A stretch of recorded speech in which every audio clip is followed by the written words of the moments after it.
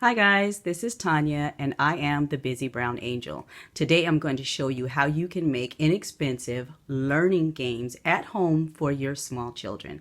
These are games that you can make out of pretty much anything that you have at home already. When my kids were younger and I had daycare, there were games and things that I wanted to get for the kids, but a lot of them were out of the price range that I was willing to pay for, games for small children that they would outgrow in a couple of years. So what I would do is I would look through catalogs, magazines, things like that that had games in there, and I would make them myself. So a lot of these games, all I needed to do to make them was poster board, construction paper, markers, scissors, glue, and laminate sheets. So this game here is a counting game, and all I used was a simple poster board from the Dollar Tree, construction paper, markers, glue, scissors, of course, and I think I either went to Lakeshore or Superintendent of Schools to use their lamination machine for the poster board for the size that it is. So what I did is, these are ladybugs that I made out of regular construction paper and markers, and I used these smaller laminate sheets that you can get pretty much anywhere, Walmart or whatever, to make ladybugs. So what it is you have ladybugs, and each ladybug has different spots on the back, on their back, and I have flowers, I have leaves, and each one has a different number on there. So what the child does is they check the ladybug, they count the dots, and then they have to match it with the flower or the leaf that it belongs to. Because there are 20 of these, they can be played alone, they can be played with an adult, or in a group. Each child, you can play at least up to 4, maybe a little bit more, but I would say 4. That way each child would have a good amount, that they can take enough turns that, the game doesn't end so quickly. So like I said, this is an excellent learning game for children, I'll say 5 and under. And you can make it whatever you want. You can use apples and worms or butterflies and flowers. I chose ladybugs because, like I said, they have dots on their back and it makes them, the perfect little counters. The next game I made, I actually saw this in a catalog.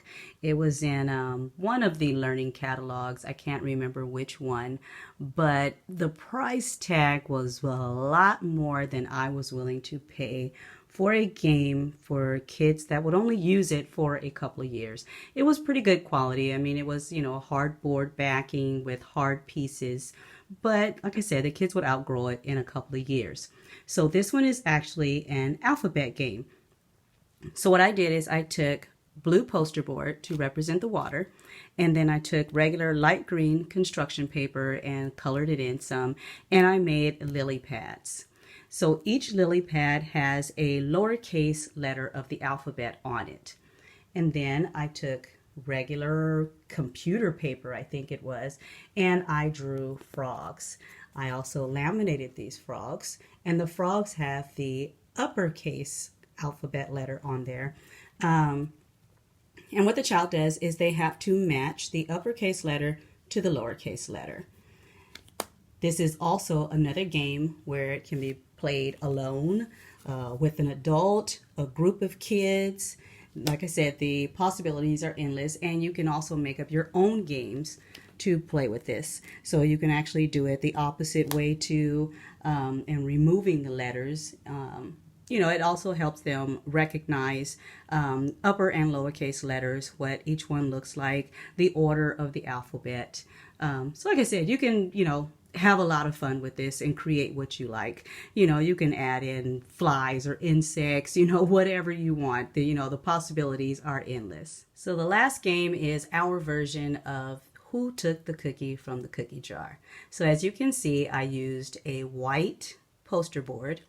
I wrote the title of the game across the top, a quirky cookie jar, and then the numbers are written in numerical order along the bottom. Then I made chocolate chip cookies. So each cookie has a different number of dots, and no, they do not match the number that is on the cookie. That is a whole separate game in itself. But each cookie does have a number on it. So what each child would do is we would play the game by singing the song, and each child would have, so many cookies depending on how many children were playing.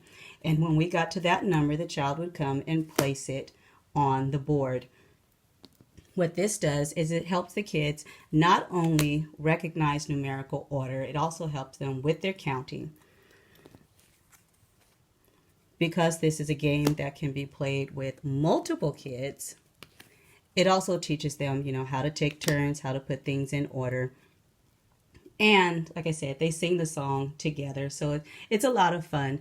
These games, they've lasted, like I said, about 15 years, maybe a little bit longer. And like I said, they're just construction paper, poster board, markers, and laminate sheets. I could have gotten rid of these a long time ago, but it seems like I always have kids around, so they're constantly getting used, and they wipe clean.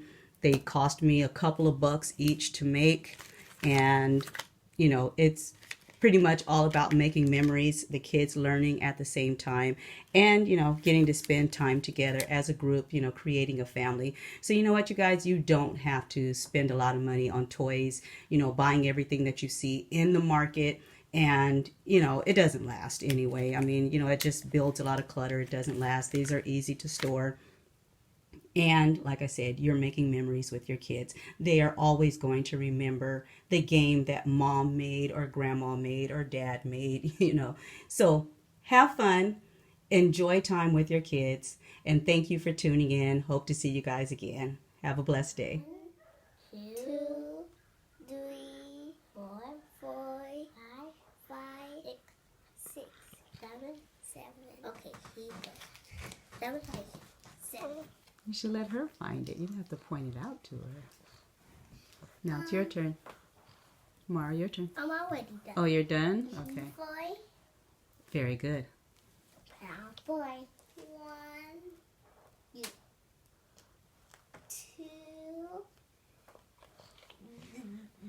3, Put it on the number 4. 5. Yep, where's the number 4? Very good. What is this, Grandma? What is it? A D? A D, very good. Where is the letter D? You need to find the lowercase d. Mara, do you know where it is? Uh-huh. And show her. Muy bien. Very good. And the letter P. Good job.